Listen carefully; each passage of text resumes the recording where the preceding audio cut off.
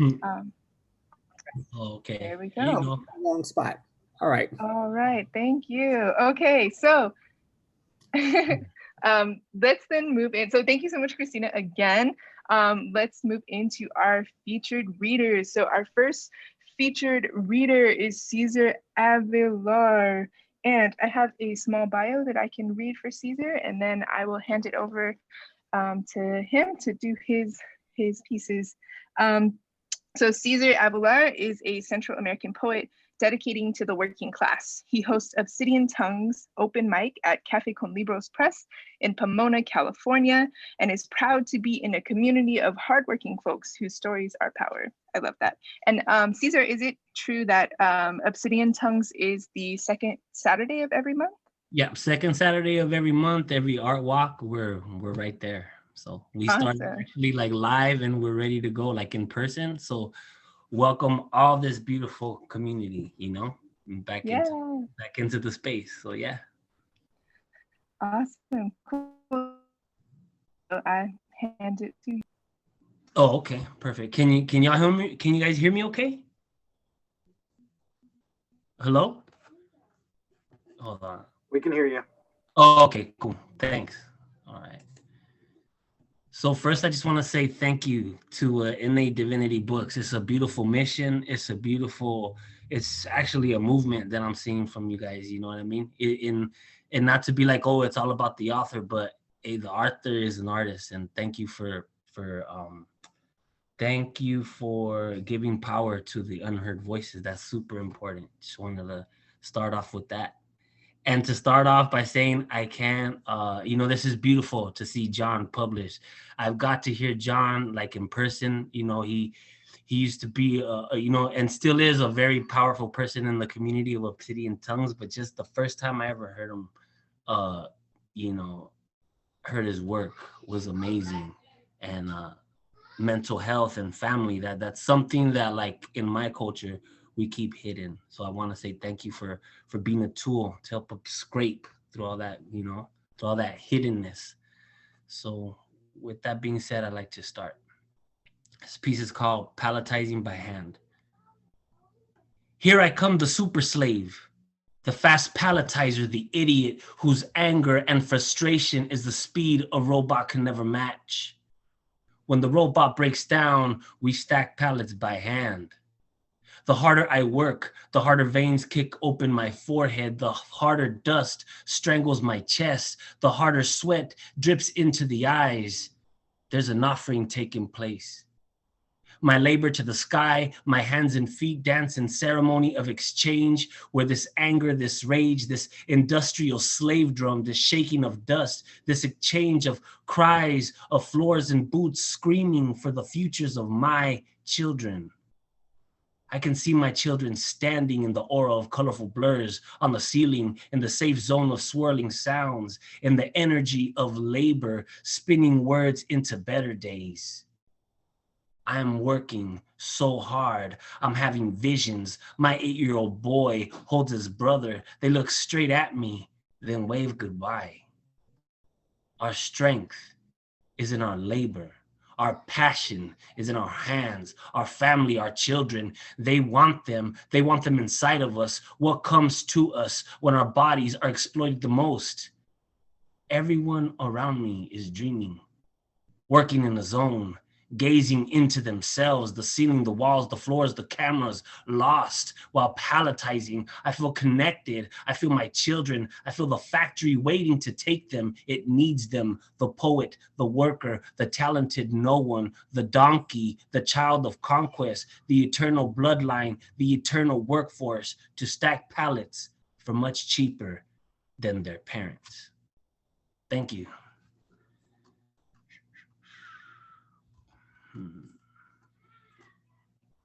All right. The next one will be talking about mental health. This poem, I wrote it, when talking to my ancestors. And if I don't do this at certain moments, I do lose it a little bit. So this is a very personal poem to me. It's called Steam Tunnel. Our last names are written in the smoke. It breathes us in, spits us out, disfigures us, sucks us dry, fattens us up. Day to day, the steam has hands. They whisper. They float around like an alarm clock, feeling their way into our dreams. This tunnel, it's a pitch black mouth. It holds me, forces me to sweat, pushes poems out of my sweaty neck, pushes movement out of my swollen feet and strength out of my screaming heart. In the smoke, I feel my family.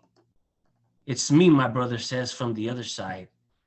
I live in this place, in the smoke that calls you, in the breath of our people, in the voice that lives in tired working eyes. Mama Esperanza, Abuela, it's you, running into the light of my madness. Don't be trapped, she says. The footsteps of pain are no longer ours. They're sewed onto you, made with thread of your fear. I stare into the smoke and I see myself, the rest of the workers, our breath, our labor, our voice telling us to move, to keep pushing, for the workers to come together, to take our respect, to take what we deserve. No one will help us, only ourselves.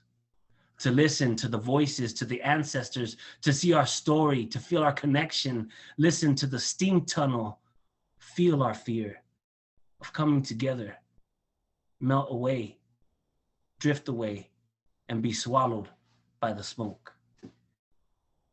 Cool. I love reading that poem. Damn, thank you for this. This is so refreshing. This feels so good. I haven't read that in a very long time, so I'm glad to do so. The next piece that I have is called Stolen Light, and this piece is important because I feel that anyone that works in like an industrial place, somewhere where production matters more than your own worth, they're always stealing your opportunities to be creative. They're stealing your creativity. Basically, I feel that your creativity is their profit. So this is when, I try to do my own creativity and it gets blocked. Stolen Light.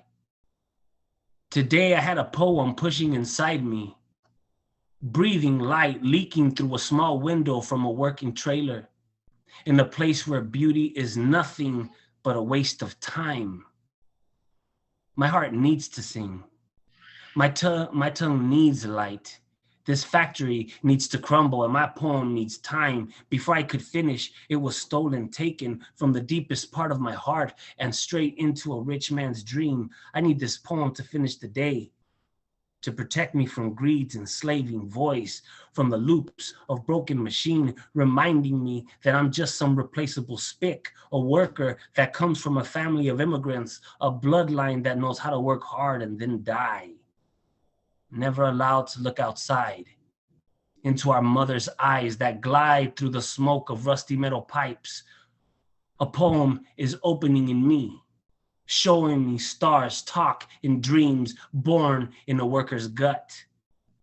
Screeching rubber boots echo. My supervisor walks into the back, knowing something from the outside is here, lingering somewhere around me, pretending to look for something in a bundle of trash, sticking his nose inside of a faded brown box, like a canine unit sniffing around, searching for daydreams, a working small man moment of freedom. The longer he looks, the faster my light disappears. Each ray of light says goodbye, ascends faster and faster, and the production line begins. Boxes fill up the trailer until the light is finally devoured and eaten. The hunger to write still there, still burning, still waiting, still calling on the perfect moment to be written, to be felt, to be spoken, to be spit onto the mouths of those that steal poems from those that steal your story. That's that. Stolen Light. Oh, man. Okay. And this is about a woman that inspires me when I see her. I see her by the freeway on Gary, on Gary, and I think that's Gary and is it Orange Grove, a street that connects to the freeway. And I see her sometimes, and sometimes I see, I don't know if it's her husband, but a guy that she's with, and they inspire me to write. So I want to share this. It's called She Sells Sacred Roses. Her skin is the dust of breathing mountains. Each wrinkle a root that makes the city stop.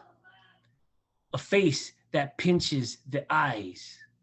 A voice that makes the heart callous, beaten, wandering proletariat in the dreams of stolen power. She is the flower. An elder's tired eyes, her silent gaze, shackled words, hiding like history at point blank range. The petals of her roses are red dark lips, converse with canyons. Her small feet are the walking brush of spirits, painting the sidewalk with buried history. We are all from this woman's skin, born from her rivers of sweat, born through her caves of echoing pores. In her eyes, we are all stars, all the same, all born from the roses she is desperately trying to sell. Cool. Man, thank you guys so much. Thank you guys so much. All right. So before I go, just want to tell John, hey brother, you are amazing, and thank you for publishing this book. And for sure, my kids are gonna read this book. My family's gonna read this book. It's gonna be right there in my house. It's gonna be at Café con Libros. It's going to be a certified, legitimate book of real information, no BS, you know. So, John, thank you so much, my brother. I appreciate it a lot. Yeah.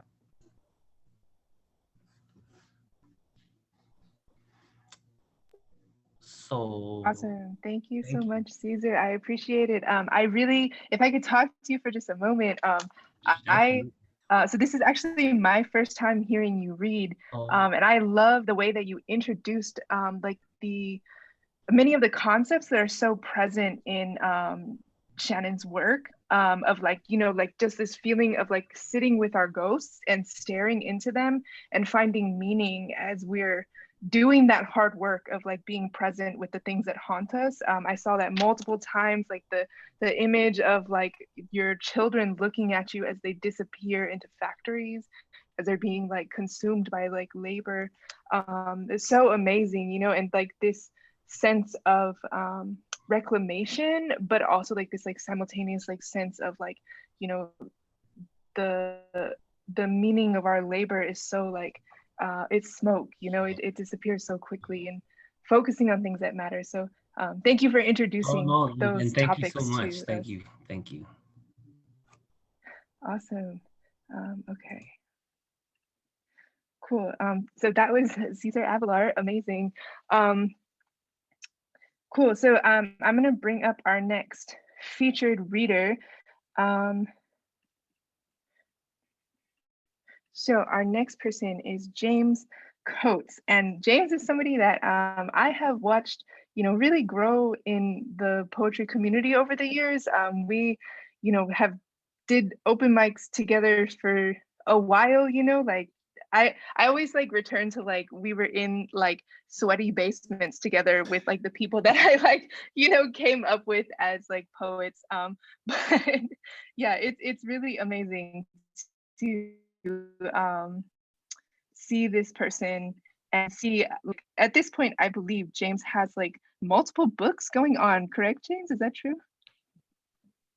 Yeah, you have so much going on, and I'm just like always so excited to see you like grow as a poet. But okay, let me read your bio and then I'll hand it over to you. So James Coates is an author, poet, and spoken word artist from Southern California. With a passion for all things creative, he strives to capture authentic self-expression through his work. His current project, Midnight and Mad Dreams, strives to fight racism and oppression through poetry. You can find him attending open mics throughout California and on Zoom, or sharing his work through his Instagram, Mr. Loving Words. So James, I hand it over to you. Thank you, Micah. I'm so happy to be here and to see innate divinity growing and flourishing, and from an idea to what it is now, publishing your first collection. That's amazing, and I'm excited to read it. I know JT is immensely talented, so and I know the work that it takes to put a book together, the self-publishing route, and then now the publishing through a press. And so this is amazing. The poetry community is amazing. And so the first poem I want to do is talking about kind of the person that's helped me with this this upcoming collection that I've been working on the last 10 months, The Midnight of Mad Dreams. And so this is a dedication poem. It's titled The Book Doula. Her name is Kamari Hawkins.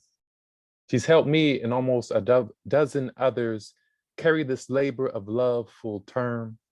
10 months she watched us, guided us, checked in week after week as we developed little embryos of ideas until they began forming, replicating words into lines, each poem drafted, edited, re-edited, worked on until each word found its proper place, until the poem was an economy of words, but a giant and meaningful messaging. She fed our creativity through prompts, pushed us to tap into unexplored potential, embrace forms we had never heard of, encouraged us to break out the habit of using rhyme, overusing rhyme, asking us to try something different, smash through comfort zones, past limits in order to find our authentic voice in the safety of her Zoom room. Leading our Thursday group of writers, the best class, as she will attest, with an amalgamation of excitement and calm reassurance. To become more than a class, but put the C in CLI, a community of awesome writers. To me, she was like a sister mom. You know, the kind that is protective and nurturing, but doesn't have a problem calling you on that bull. Wants to see you walk in your greatness, so hold you accountable when you try to slack off. She is going to stay on you about them page counts, as if they were daily multivitamins you needed, because we all were carrying something special inside. The daily reading and writing was a necessary prep for what was to come. She was there every week, even from a different time zone, even when facing personal challenges, even when the electrical power was sketched because winter snowstorms were raging. She showed up dedicated to work, used her personal connection to a talented musician to make sure we got the most out of our lesson on music.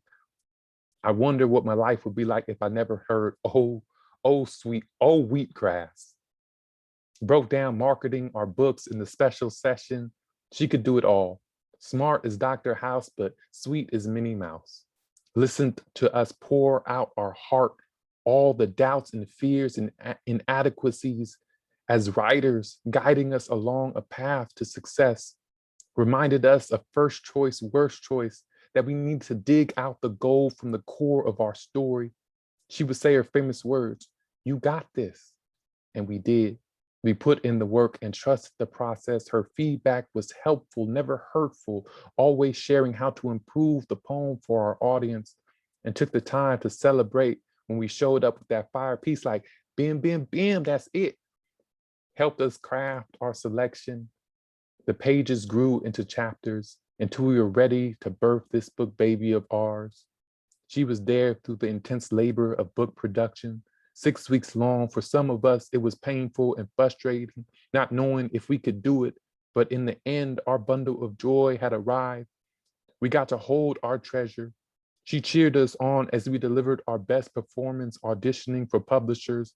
Her presence enough to reassure us that things will all work out. Settling the crawling caterpillars in our stomach, knowing when the time is right, the beautiful butterflies will fly. Some people come into our life for a season or a reason.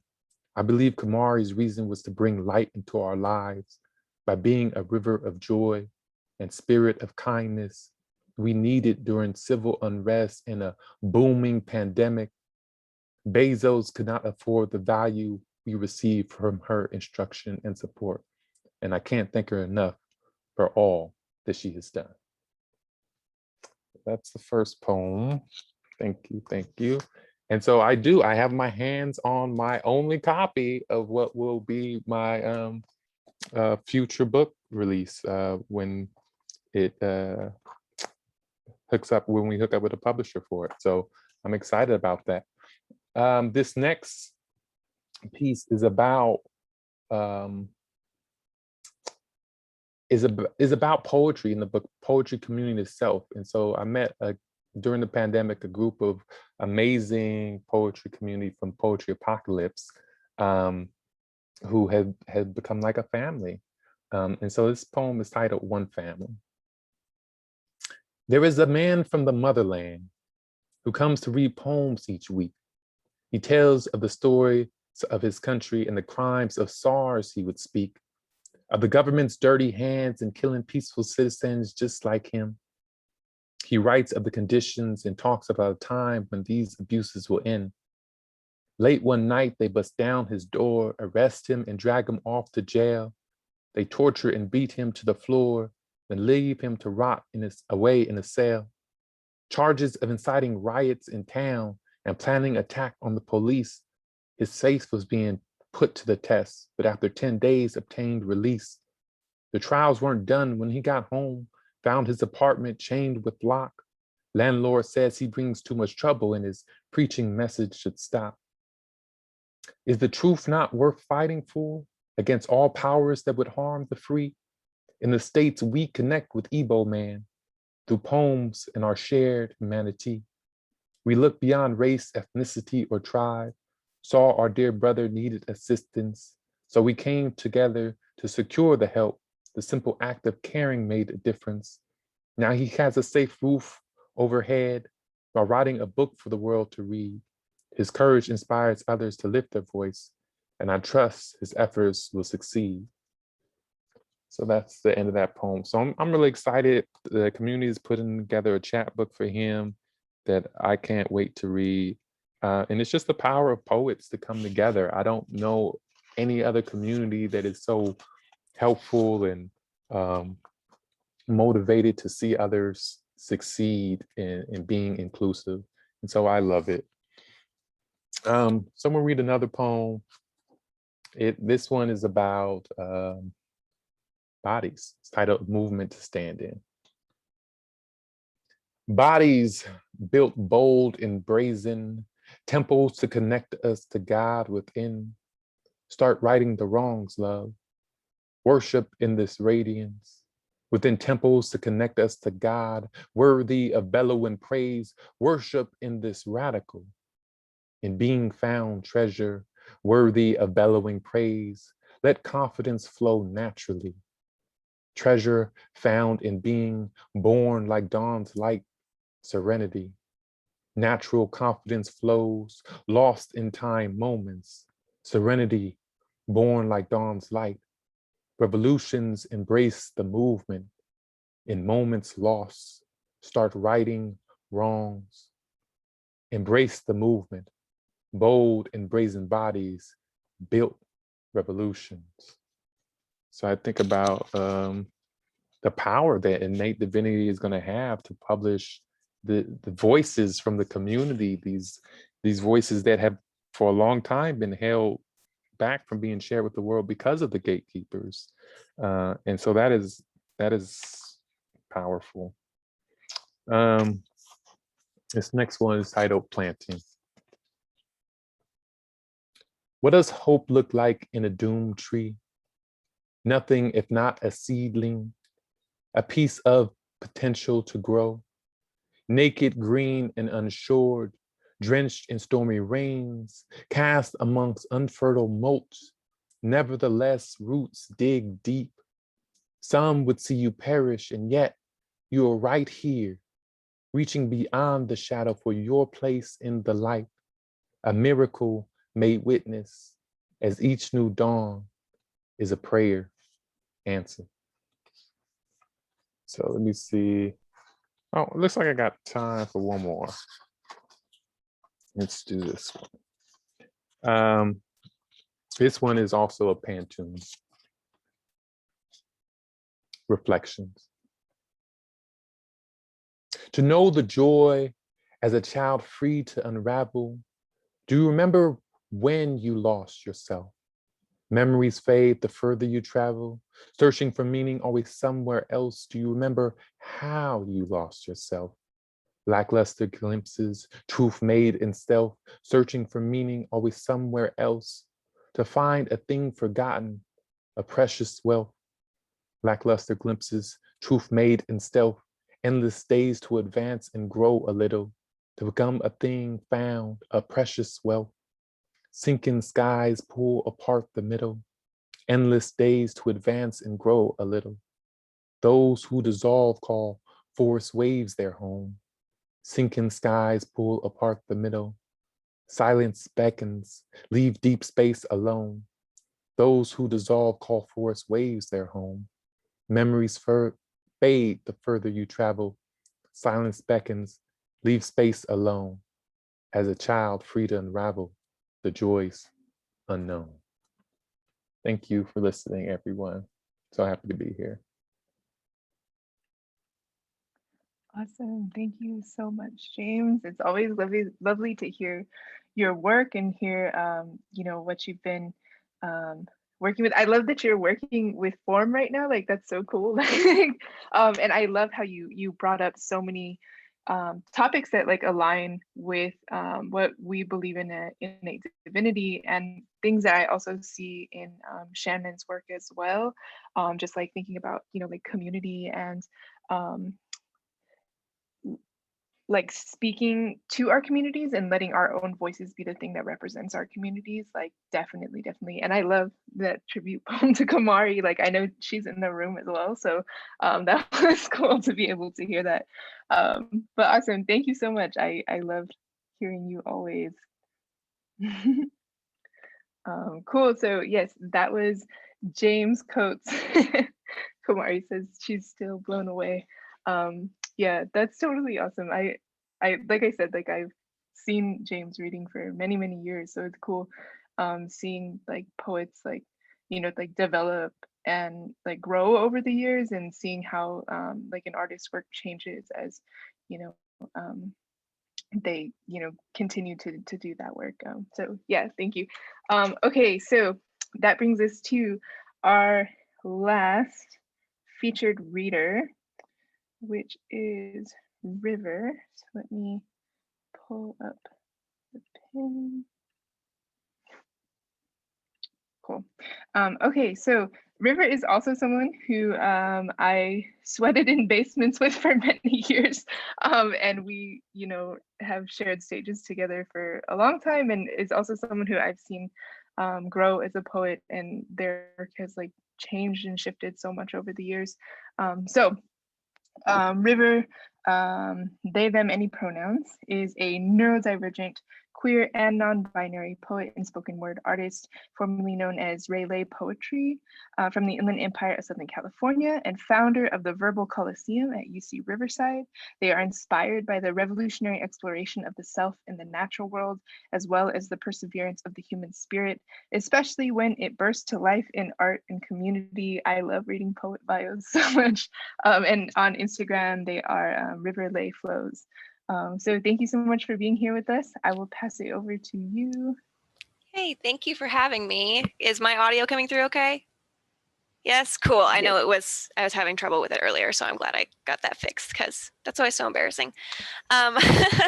So thank you so much for having me. I'm really excited to be here. I'm really inspired and in awe of all of the work that I see y'all doing in Innate Divinity, and super excited to be here to support your first big book launch. And it's just a really exciting day for a lot of reasons, and I'm really grateful for the opportunity and the time to perform. So I have a poem that I'm going to share with you all that's like kind of complicated. It comes in different parts, so I might do like a long pause and it might seem like it's a new poem, but it's like another part of the same poem. This is one of the first poems I ever performed on stages, actually. So Micah and True may have heard it before. It's an oldie. I started writing it in my very first spoken word class, and kept coming back to it every year. I would get another year older, and you'll see, because there's numbers in it. Every year I would come back and kind of write a new piece to the end. And so yeah, I'm excited to share it with you. Thank you. It's called Counting Cards. 1, 2, 3. I was 4 the first time we owned a home without wheels, but Dad wasn't around much anymore. 5 the first time I didn't know him when he walked through the door. You asked me how I could not know when I looked just like him. At 6, I said, Mama, I can talk to ghosts, and you told me that we all could. I said I thought a lot about dying, and you told me that we all would. Reality didn't seem so important anymore.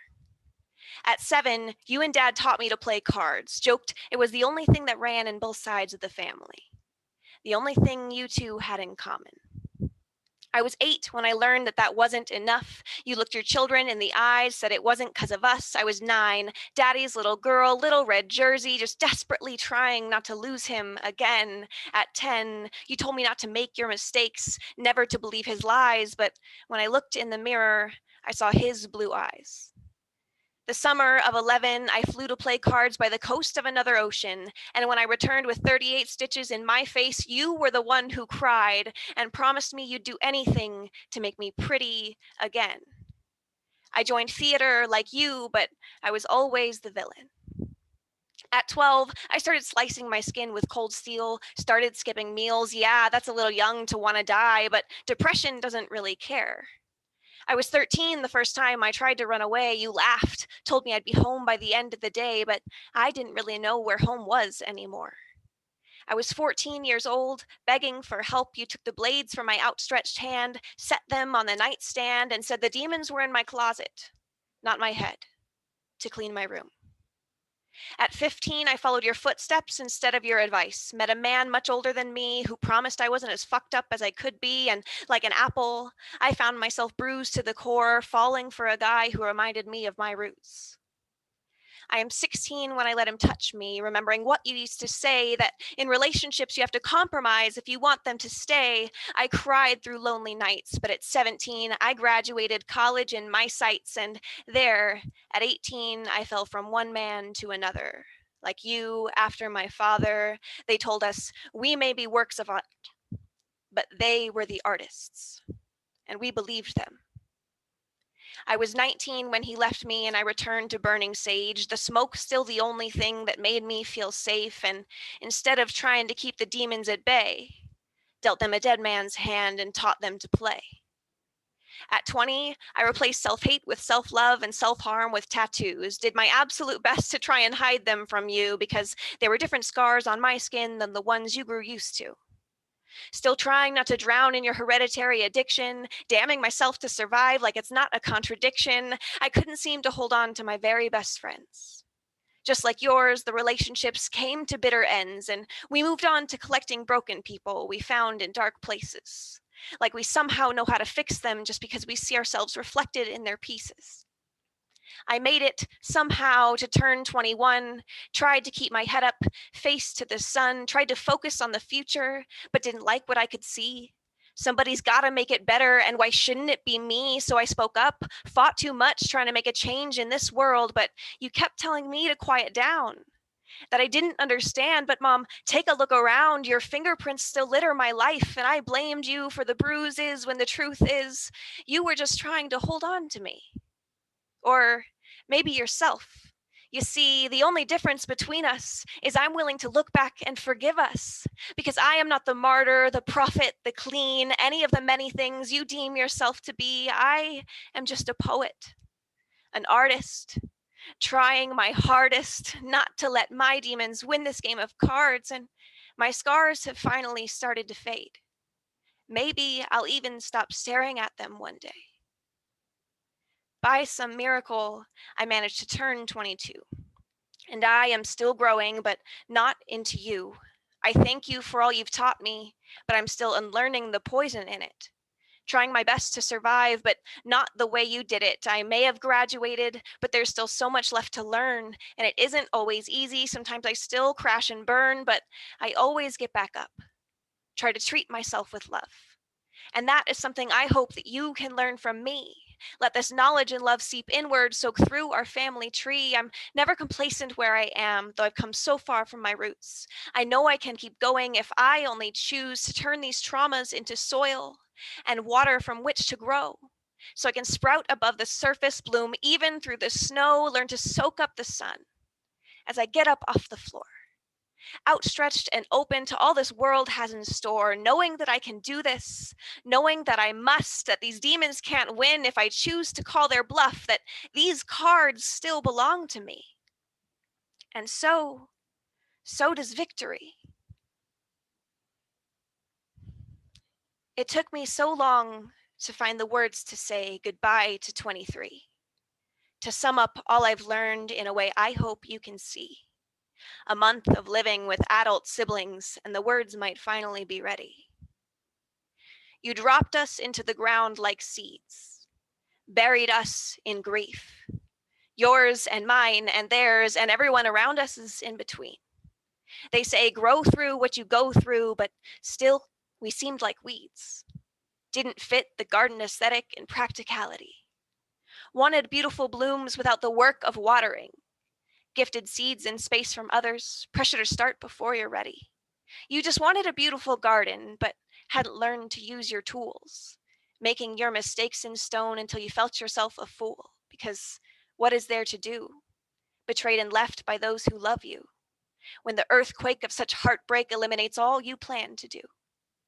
Well, you work with what you've got until you get somewhere you can see that in time, even stones erode until they're merely memories. There's a growing world of knowledge out there, tools if you can brave the change. With hard work and help from those who love you, you can still build your dream space, but to do so, you must let go of what you pictured long before. Don't be afraid, recognize your mistakes, reimagine something more. Take tips and tricks from those around you who live their lives in love. You know, it's not a competition. You can listen and learn from instead of envy others' gardens. You've come so far from where you've started, but that doesn't mean that you're even close to done. When the foundation is what's cracked, you can't just cover one. You'll have to dig it up deep from the roots to reconstruct the life you choose. But that takes a lot of self-reflection and humility to listen, learn, heal from the past, redesign reality. There's no use pretending, spending your time defending the lost little girl that you were at the time. She's all grown up now, and only she can make things right. Guilt isn't changed behavior, apologies are empty. And I'm sick of pretending otherwise so you can keep a hold of me until you can grapple with the fact that your actions' impact exists separate from any good intentions or good heart you have, that they don't absolve you of responsibility for how you move through the world and how you interact with others. Even in your worst of times and when you didn't know how to do better, it is no one else's job to teach you lessons from the mistakes you've made, nor our burden to reopen, expose the wounds of scars we're trying to fade. With our lifelong attempts at moving past the pain, we hack at our cracked foundations, and day by day they'll wash away.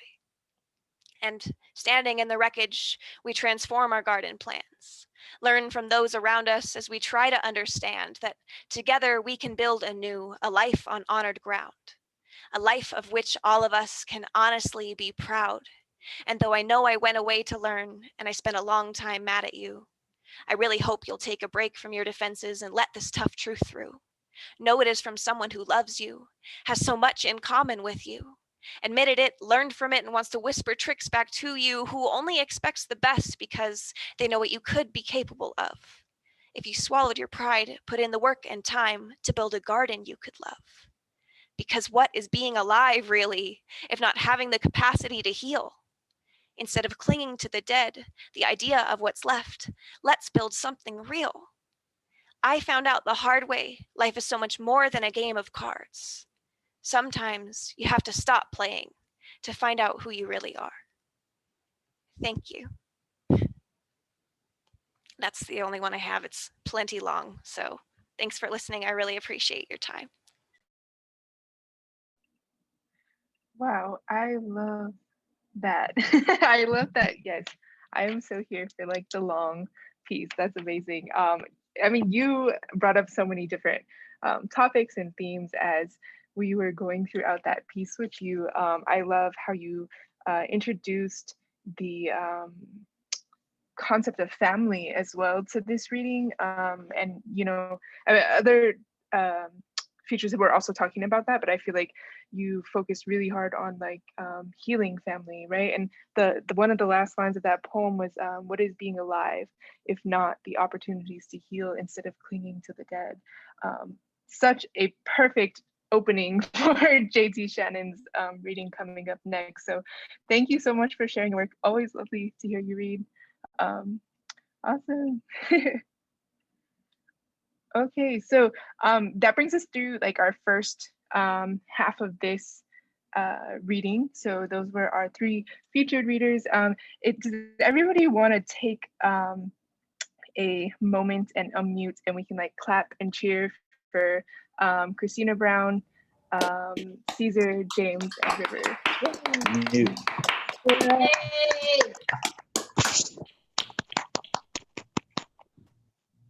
Awesome. Thank you so much. Everybody was so incredible. And I love how much foreshadowing there was in leading us up to this book that we have put together. If you don't yet have a copy, I will put the link in the Amazon link in the Zoom chat because it is live and available. This is our Ghost of Menace Street with incredible artwork in here as well by AnnJudel, who will also be coming to speak a little bit during the next portion. Yay, so I'm so glad to see that people already have copies in hand. That's so cool. Okay, so next on our agenda is to take maybe just like a 10-minute intermission, and I'll play some music. We can just like kind of chill for a little bit. If you need to, you know, bathroom break, drink break, water break, whatever. And then we'll come back, let's say at 5:20, and we'll hand it over to Shannon and Anne to finish out the rest of our show. Is there anything I'm missing, Eric Devon? So we had a little open mic at the beginning. I know we didn't want to leave Christina hanging. So sometimes it takes hearing some other people, some other brave souls present. If you feel motivated, inspired to share something, send us a message during the intermission, and we may find some time for a reprisal of the open mic. All right. Other than that, we will see you in 10 minutes. Awesome, thank you so much. So yes, we'll come back at 5:20. All right, see everybody soon.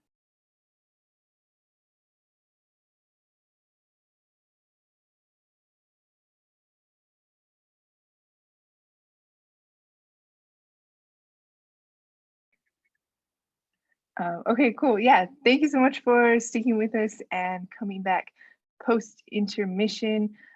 So we got a message from someone who wanted to read in the open mic. So Henderson Ronald, I'm not sure if you saw my response or not, but if so, let me know. In the meantime, I want to give a quick couple of little announcements before we potentially have our last open mic reader and then go to JT Shannon's portion of the show, which I'm sure many of you have been waiting for. But our publishing company is putting out we are accepting submissions right now for our very first anthology, and the anthology is titled A Case for the Personhood of Trees, and it's an anthology centered around really anything to do with trees. We're giving like a really broad theme, and we kind of just want to see like how you interpret that. Like, what do you do with that? You know, trees, as does everything, is a reflection of our humanity back towards us. So in any way that your work deals with trees, mentions trees, even has like just a tiny little leaf hanging in the background, we want to read it. So please send it to us. I will load the description, the little flyer into the chat. And in case that takes forever, I'm also sending a link so you can read more about that as well on our website. And the website is also the place where you'll submit. But yeah, literally anything to do with trees, send it to us. We would love to see what you got going on. And then my second announcement is, again, just to let you know that J.C. Shannon's book, Ghost of Menace Street, is available now on Amazon. So let me repaste that Amazon link into the chat. If you haven't picked up your copy, it's a great time to go there now and do that and check it out, because it's really an incredible book. And I'm so happy to have gotten to like work on it. And like Darkman Blues, Samuel Rain Benjamin had mentioned that he felt like really honored to be able to read the book ahead of time, and exact same. I feel so honored to be able to sit with that piece of with that collection of poems and really get to kind of know it before it was released out into the world. Yeah, really awesome stuff. Okay, so our open mic person, Henderson Ronald, has not hit me back yet. So I know we just came back from the break, but just for the sake of time, I'm gonna give you like a couple more seconds of me rambling.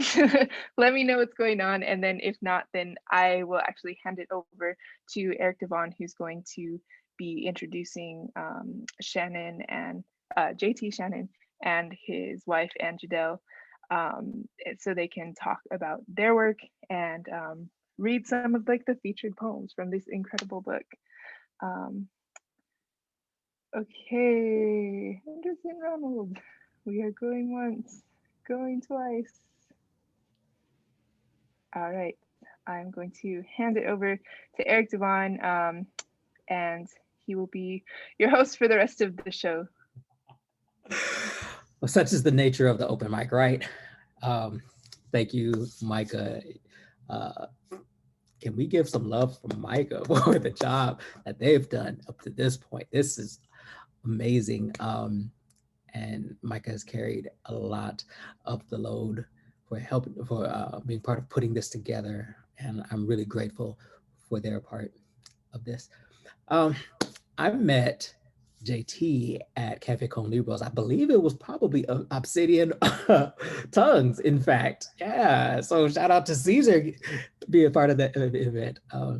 Yeah, and I heard JT read this poem, and it's actually the first poem that appears in the book. And I was so enraptured in the story and in the language. I remember walking up afterwards and asking, hey, so have you considered publishing? Yeah, and all this time later, we've got a physical copy in hand. You can click on links and get your copy. Yeah, I'm very, very happy that JT chose to allow us to work with him. And JT's wife, a lovely artist, and did a lot of all of the illustrations in the book. I had created a quick story. I created a cover. I do this often when I meet someone who's a poet or a writer or whatever. Sometimes I just talk stuff like, hey, if you were going to write a book, what would you call it? I don't know. And then they tell me something, and then I go off and I just make a cover up just because it's something I really love to do that much. So I had made a cover based on the concept of this first poem. And I was really proud of it. And I just knew they were going to be excited about it. And then when I took it to him, he said, well, Anne kind of did something very similar. and that ended up being in the book as well. But yeah, this is a talented duo here. And I'm excited to give you an opportunity to hear from each of them. And I'm going to go ahead and jump into these bios. So JT Shannon. First of all, thank you, JT. Very proud of you. All right. And I'm so happy that so many people came out to support. Yes. JT Shannon is a screenwriter, novelist, and poet with an MFA in creative writing. His second greatest accomplishment, makes me wonder what was the first, was escaping the California neighborhood of Menace Avenue, which he attributes to the outpouring of support he and his sister received following their parents' deaths. His first greatest accomplishment was raising his sister afterwards. His wish for this novel is that it would give hope to those wrestling with their own ghosts, stuck on their own Menace Streets. Lady. And AnnJudel. AnnJudel was inspired to bring her husband's, the author's, autobiographical narrative to life through a monochromatic palette, expressing his stories as dreamlike recollection of distant memories while walking on the edge of reliving his nightmares. A self-taught artist of various mediums, this book presents AnnJudel's first published illustrations. And now, as we go through this, you'll have an opportunity to see some of these illustrations. I'm very happy to introduce JT Shannon. Thank you. Thank you. Thank you very much. I can't even begin to tell you how honored and humbled I am to be here today. I mean, everyone is so incredibly talented, and to be part of Innate Divinity Books, I just can't believe it. I'm so happy. I mean, I feel like, I mean, when you first approached me, when Eric first approached me, it was, I mean, I was absolutely blown away that anyone would even want to think about publishing this book, these poems, and so I immediately jumped on that, and I have been incredibly honored to walk this path with Eric as Innate Divinity Books has grown and included more people. It's been amazing, and I am just so incredibly happy. I mean, I can't even begin to tell you. I have been trying to write this story, the stories that are contained within this book, for 20 years. Really, ever since my parents passed away, I've been trying again and again in different forms. I've been doing nonfiction. I've tried to fictionalize it. I've done everything, and it was really the first time I had stumbled on poetry because of Ceasar, because of Obsidian Tongues, and because of watching all of those wonderful poets go up and listening to them inspired me to try again and to try writing these as poems. So actually, the poems that Eric heard that time were my first attempts to try to convert this into poetry, and the fact that people responded to it was amazing to me, and here we are 2 years later. I mean, I can't believe it. So thank you so much. Thank you, Eric. Thank you, Micah. Thank you, everyone, and thank you all for being here. I really appreciate it.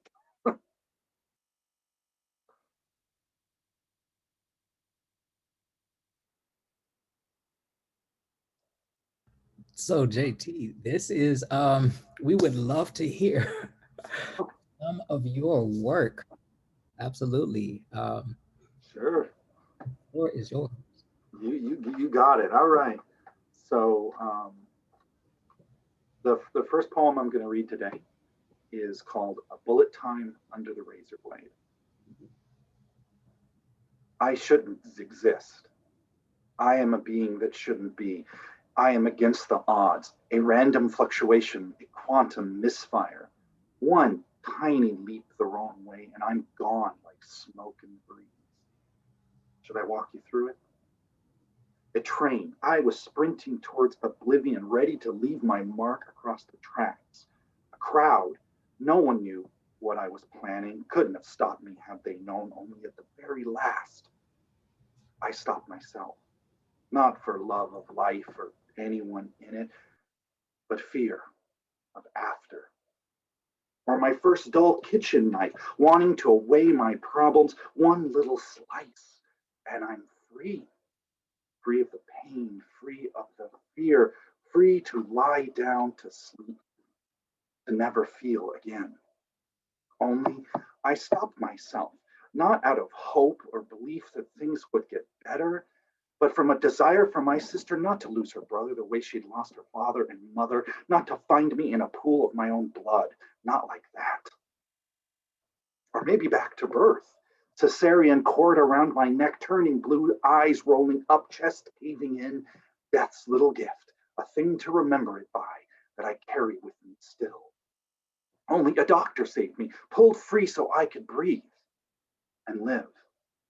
Or should we go back further? To my parents' meeting, two lost and broken souls, bound by loneliness more than love, pushed into marriage, swearing a pact not to have kids, only for me to appear. Year later, their little accident. Or back even further, to the night my father almost died himself, when he was a young man and a truck slammed into his car, should have crushed him into paste.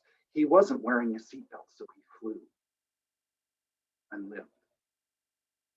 Reasons I shouldn't be, odds against my existence, each one a duck and dodge, bullets flying past as time slows around me. But I'm no Neo sent to save the world. I shouldn't be.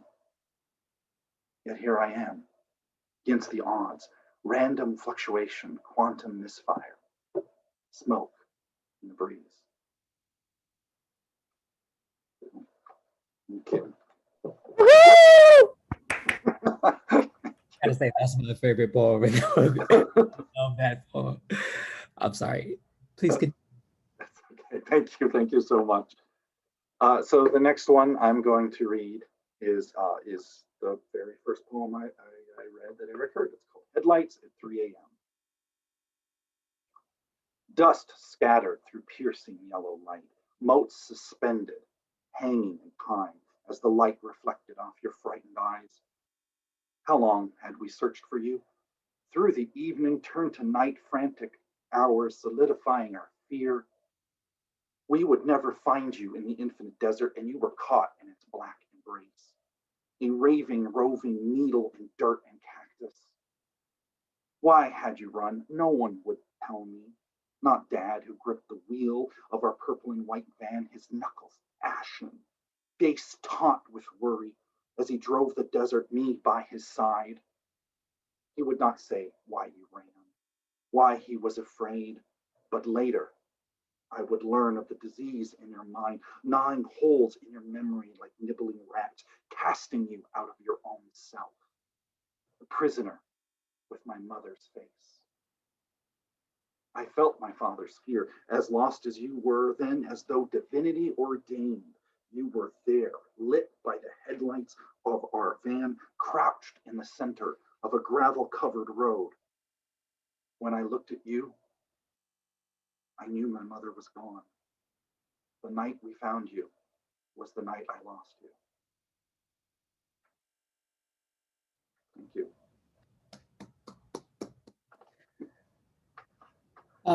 If I can. Yeah, please. Yeah. You mentioned that it took you some time to find the correct, well, I'm not going to say the correct medium. As far as I'm concerned, it brought us to this point, so it is absolutely the correct medium. But you said it took some time for you to find the appropriate medium for you to tell this story.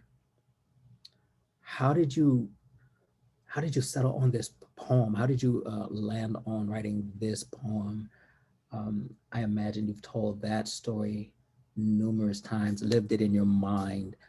Yeah. How did you, because synthesizing a story like that into one single poem, and poems being much briefer than a novel or a short story, how did you manage to synthesize that into that poem?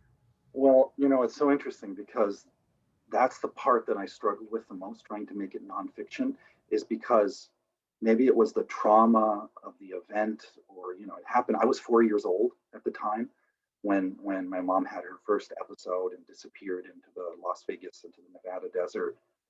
And so all I really remember are the moments contained within the poem: the van, my dad, finding her.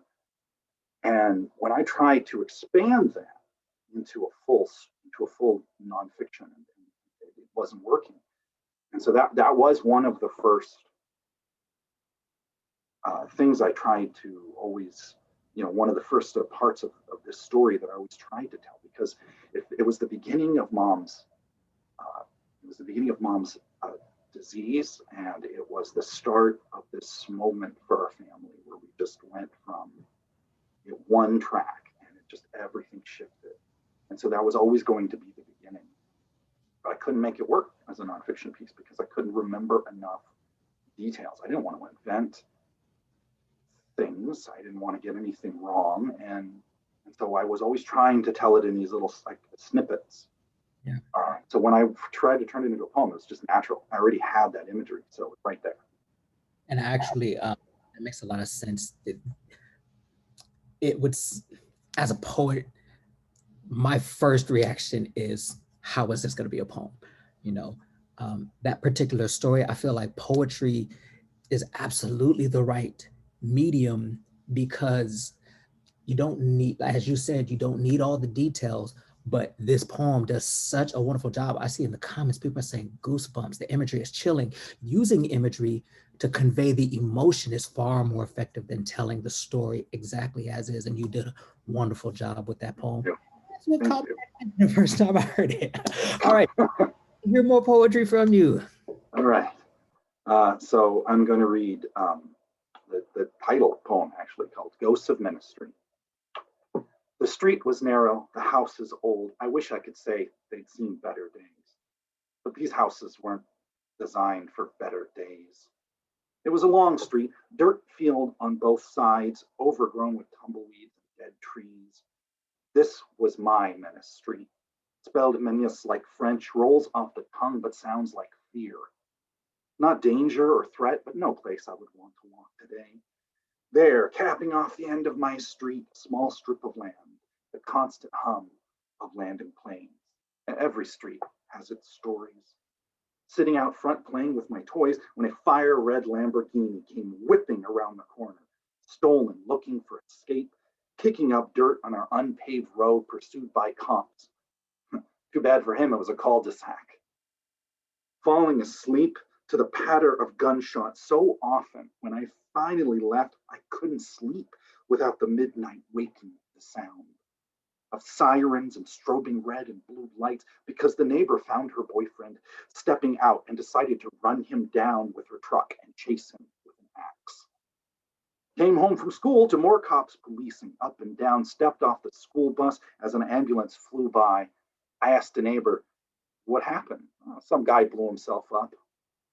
Story goes he was repairing a crack in the rim of his car's front wheel, trying to weld it shut with a blowtorch. His hand slipped, fire hit the pressurized tire, and boom. Bye, buddy. Word around the street was his arm ended up in someone's yard. Every street has its stories. The crazy cat lady, Big Tony surviving by his calm, the kids with the M80s and the short attention span. My family clinging to life, the forgotten few, dance at the edges of my mind, like shadows cast by a dimming fire, ghosts haunting a past I barely know. Beautiful. That's the there's a lot going on in that poem, from how descriptive it is of everyday events that seem so out of place in what you think would be a normal neighborhood. But it also, knowing the book myself, it also serves as somewhat of an introduction to the rest of the poem, to the rest of the book. A poem about Big Tony. I mean, some of the other things that are happening. I love that there's a sense of whimsy in there as well.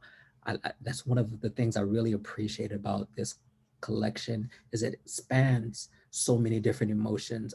A lot of it is very personal and your own retelling of your experiences, but also explaining how you felt about it.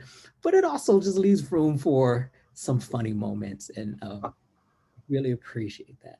Thank you. I mean, yeah, there were so many things that I'm aware of, how strange and ridiculous it is. So yeah, I definitely want to capture some of that. Yeah. All right. The next poem I'm going to read is called The Plan. I was 8 years old when Dad and I had the talk. Not the one the other kids get about birds and bees and where babies come from. Oh, he gave me that talk too later, but it was short. Son, sex will ruin your life. No, this was a different sort. He laid out what I came to know as the plan. Son, your mom and I are going to die. he said with as flat a tone as if he was predicting rain. If you're lucky, your mom will die first, and then I'll go. If I'm lucky. The alternative, the hard choice he could never make, putting her away just so I could live, save myself at her expense. Or take care of her, late nights, make sure she sleeps, force her to take pills, no way to work or go to school, no future for me. A choice, double-bladed and sharp, a knife to plunge into my own chest. The only way to avoid it was if I got lucky. Either way, you'll have to raise your sister. It will be up to you to make sure she's okay. And I didn't cry because what point were tears? You can't argue against the universe. Prediction, a plan, play my part and pray for the better ending. Strange truth is I liked having a plan. A hard road to walk beats stumbling in the dark.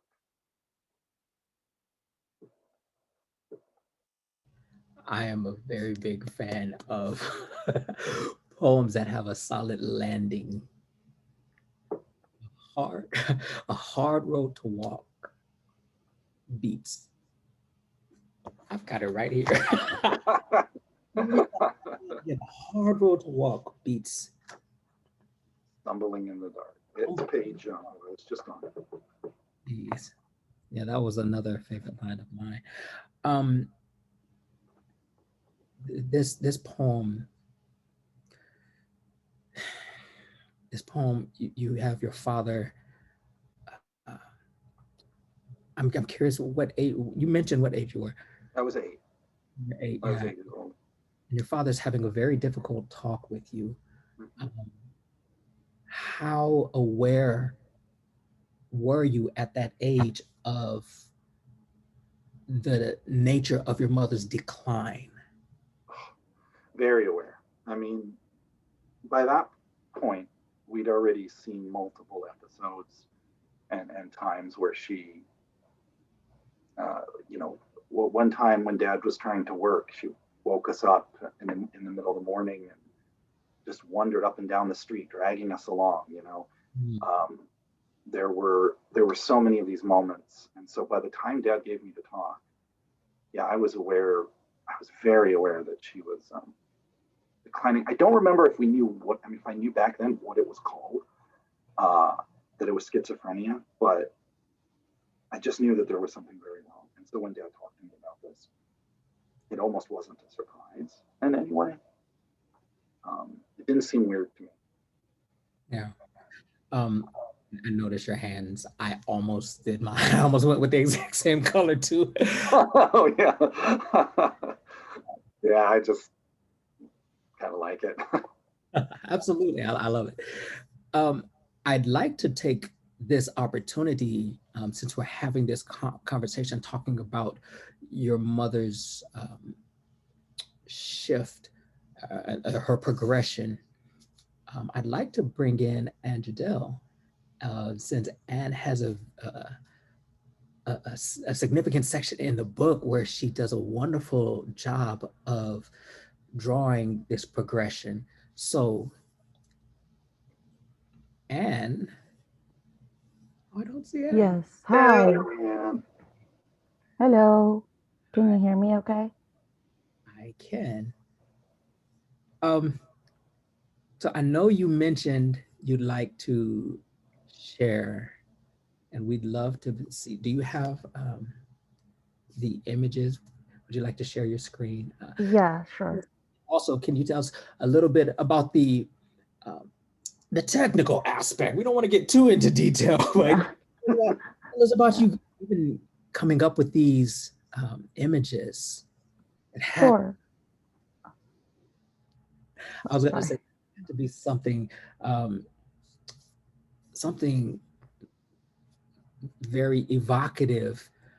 I mean, I know from reading the poems myself, from hearing the story, from having conversation with John, and I know you've heard these stories before, but the work is so evocative. To be able to translate that into art, can you tell us about how you did that? And if you care to share the images, we'd love to see it as well. Yeah, thank you, Eric. Yeah, I just want to say I'm so proud of John.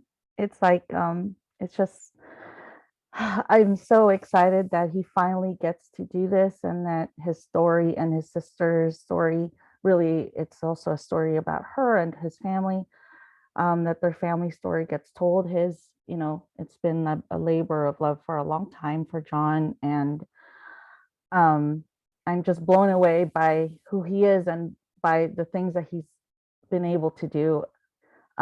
So I think for me, reading the poems, even the first ones, and it was, I believe, Obsidian Tongues with Ceasar, and that I just remember because I was going to the open mics, and John would sometimes come with me. I just discovered this open mic that Ceasar was leading, and I would, I was coming for a few weeks, for a few months at that point, and I was like, John was very inspired by all the artists, the poets, I mean, it was just so like, it was such a community of people that made you want to make and create. And so John was just super inspired. So, so thank you everybody for like bringing this out of John in whatever way that vehicle, was for him, and discovering. And one of the things about John's poetry is like, it's so easy to get into that, into the images. Like, it wasn't hard to see what he was trying to say because the imagery was just so powerful. So I would read lines, just small lines in his poems, and I would like hyper focus on those sections because it was just so clear to me what needed to be done. And I would just see these like one of the, I hope you would read the poem about the chair, the morning, but I did, I probably should just share it, but I guess I'll pull it up, but with his mom's images that I made. So I'll just pull it up here so you can see. But I was inspired to draw it because I saw a picture of his mom, and with reading John's poetry, I just saw kind of this evolution, right, of who she was and who she became. And again, it's not to, oh, I'm losing my, here, I'll just put it up here. Okay, so I'm going to minimize my stuff here.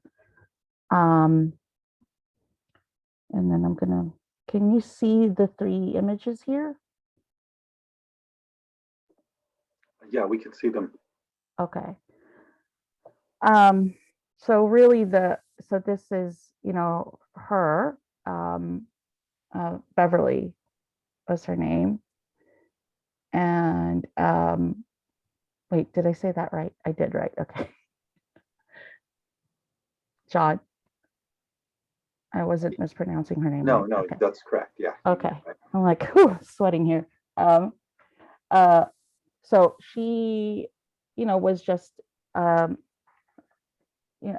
of the, all of these images were inspired by a poem in the book. So I think the first one on the left here, that was when she, I imagined her as when she was a young woman, and she just started to, this was before she was in John's life, and it was from the poem called Inhabit. And there was this line, John would say, I know from the time she was young, she was abused, disliked by her own mother, hated by her sisters, beaten by her brothers, until at 28, she met a much older man, which would be John's dad. So it's just kind of this feeling of like this woman who's, in this all sense, the word prime of her life, but she's just really sad. And that's kind of the feeling that I really got from reading John's poem. And then the next one here, which is inspired by the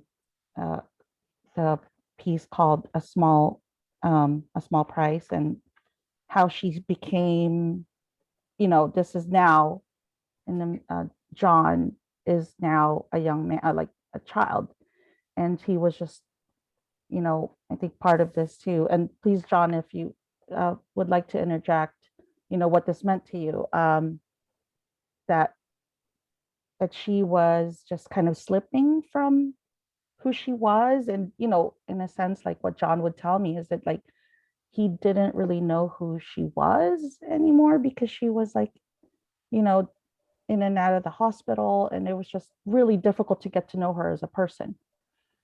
And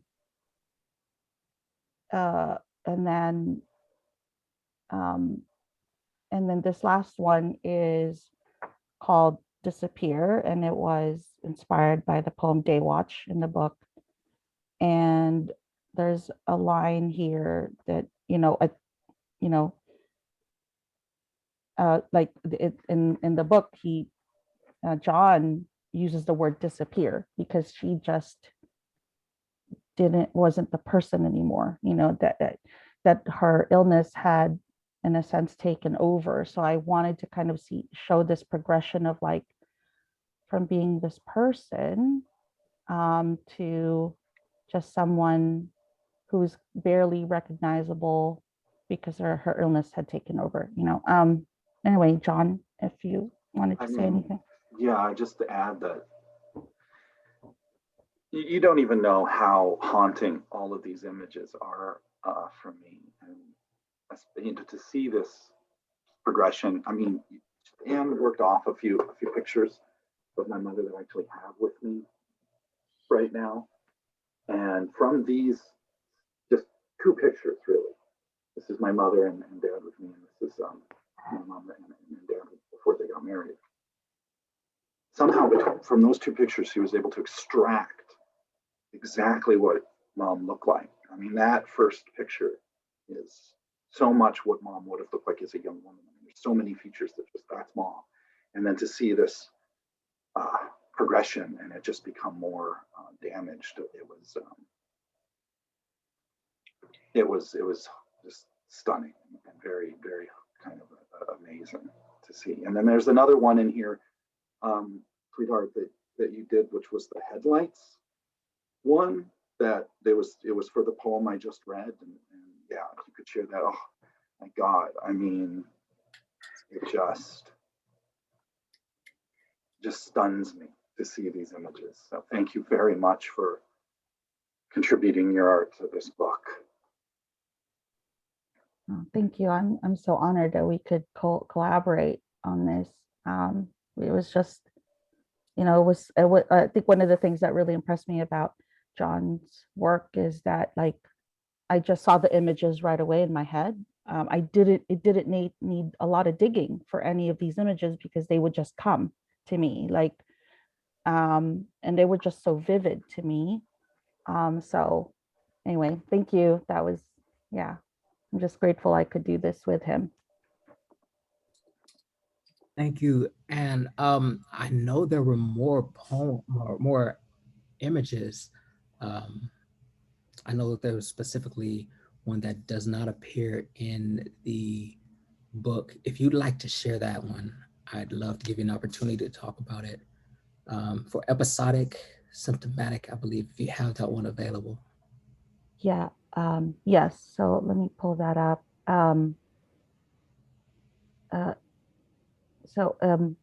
John, if you could talk a little bit about episodic symptomatic as I pull it up, please. Sure, absolutely. I'm not going to read that one today, I don't think, but it's, for me, there was this continuing pattern that you spoke about of mom being in the hospital and out of the hospital. And in the poem, I can kind of compare it to a TV show, because that's really the only way I can kind of understand it. It's just this, she would get well, and then she would gradually get sicker, and then she'd have an episode, and not knowing what else to do, we have her committed in the hospital for a few days, a week. Whatever they gave her, they put her on. She would get better so quickly, and then she would call up incessantly, pleading to be brought home, and dad would relent, but whatever drugs, and she was on a lot of combination of very powerful medications, but whatever she was on, It was different than what they gave her in the hospital. We could not afford whatever it was they gave her. And so she would just get sicker, and then it would just repeat. And so it was this kind of episodic situation for me. So yeah, this is the image that goes along with that. Yeah, it's kind of like, you know, the way it reads in the poem, that it was almost like a television show, right? That it was just this, like it would repeat. You would watch the sitcom over and over again. It's the same story. So that's what I did for that. And one thing you mentioned earlier, and I think it was you that mentioned it, that these images are kind of told through dreamlike. I'm looking at the bio. That's what I say. A dreamlike recollection of distant memories while walking on the edge of reliving nightmares. That's wow.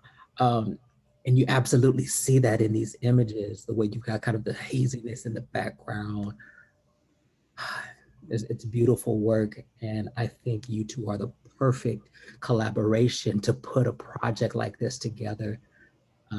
John, with your words and braving the experience, and Anne being able to empathize and pour your own understanding and talent into creating something that brings forward the emotions in the viewer and the reader. I just want to thank you both for this. Thank you. Thank you. Thank you. And for sharing. John, we have time for you to share two more. Two more. All right. I will share two more. Everyone. I think the next one I'm going to read is called Morning. And it was, Anne did a piece for this as well. Piece of art. Morning. It was early morning when I found you sprawled on your favorite green chair, just like I'd left you the night before. When we'd spoken, father to son, about our plans, about my future, you didn't yell like you sometimes did, mouth wide, face red with rage, anger spewing like acid. My fault, as always. But that night, I wilted, giving in, agreed not to leave you. The college was close, I said. I can live at home. Don't worry. When those words first left my lips, you spat them back at me, chewing on them, searching for the insult you knew must be there. But that night, you accepted your victory. Your son was staying right where you wanted him. So I wasn't surprised when I found you in your chair, eyes closed and calm. How long did it take me before I realized you weren't asleep? Seconds that became hours, hours expanding into days, dime distorting like waves on the ocean. I remember the feel of your skin when I shook you, cold and unyielding, as if Medusa's gaze had fallen upon you, a statue of stone where my father used to be. I don't remember screaming, but I must have. Something tore my sister from her sleep, brought her full bore into the room to see her brother, frantic and wild. She was just 11, a little girl who'd lost her mother only months before. How could I tell her without damning my soul? When the hospital called, telling us that mom had passed, a gentle word for an ungentle idea, I knew you would leave us and follow her. I carried that thought with me for months, rock around my neck. Yet when I found you that morning, early light streaming in from open windows, stone statue that was my father, I was not prepared.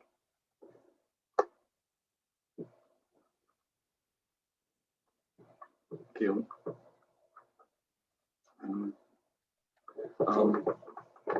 I'm going to read one more about my father, and kind of experimenting, I think, with form thanks to your guidance, Eric. So I'm going to read Gemini. My father was a good man, kind and loving when he was a Gemini, sign of the twins. And while I don't believe to tell us, my father fit the profile so well. I had two fathers. One was kind and caring, full of dad jokes, who couldn't cook noodles without wearing a strainer like a hat, laughing. He's under a lot of strain. because something I said or did, and then the storm would come, each one striking, idiot. How could you be? And I would realize I did it. I made him. And I'd run and hide, let the tidal wave crash over me, let the tornado spin. In a bad situation, and not so much when he wasn't, two people in one body. And the power stars, who we are, I don't know what to believe. One man, while the other was dark and frightening, fury and hatred blasting out of him like a dragon's breath. The shift would happen in a blink because of nothing at all. Tornado of anger, hail of insults like a fist. Fucking shithead, so fucking stupid. I've said the wrong thing again, mad. And wait for it to pass. It will pass. It always did. And the water on my face was just rain. Thank you, everyone. Thank you so much. Awesome. And that is another one where I absolutely love the landing spot, and the water on my face was just rain. And you read that. This was a cool little promo. This poem, very proud of the way that one came out. If you can see it. You can read it across the page. You can read it down, and John just read it down one page and then down the other. But you could read it across, yeah. Yes, that's going to be a cool experience. Folks, if you don't have the book, go out and get it. Can we give another hand for our author, JT Shannon, AnnJudel, the artist? Feel free to unmute. Yeah. So we are very proud again to be part of this project. We are grateful for everyone who has joined us. You're all awesome. You're all amazing. And Innate Divinity thanks you for being part of this event. All right. At this point, I want to make sure I leave space for my partners to speak. Micah, Dark Red Blues, would you like to say anything? Well, I enjoyed every moment of this. That was a great read. And then I read it before, and now to hear what the works has been done on it, the editing, the formatting, the artwork, that I'm still waiting. Haven't seen all the artwork because I don't have a copy yet. So I want to get a physical copy so I can see that. But I definitely, John, enjoyed your art today. So thank you for allowing us to be a part of your success. All right, thank you, Micah. Thank you. I'd like to, do you have any words? Am I leaving out? Thank you. I mean, thank you so much for sharing your work with us and for trusting us with your work. Like, that feels like such an honor to get to work on your such like a personal and delicate collection, and get to see it come to like fruition. You know, like I always like am so like ecstatic to like be able to like hold the thing that like I wrote in my hands as like this like finished piece, or this like, you know, I don't know, there's something about seeing it in the physical. So, you know, congratulations is so amazing. I hope that I mean, both of you having your work together in this book feels so amazing, you know, and I hope you take time to celebrate that. And thank you so much to everybody who came here today and supported us. There was way more people here than I expected, so that's like really cool. Like I love seeing that. And yeah, check out the book on Amazon. Check out innateDIVINITybooks on our website, innateDIVINITybooks.com. And John, do you want to talk about, like, you also have like a website for Ghost of Menace Street, right? ghostofmenacestreet.com. I do. Before I plug that though, I just wanted to thank again my family for being here too. They're all here. Ann's wonderful, beautiful family, her sister and her father and my brother-in-laws are here. So, and I think my sister is here as well. So thank you so much. I will say yes. So I have a website where you can learn a little bit more. You can see all the art that's in the book, even the one that isn't there.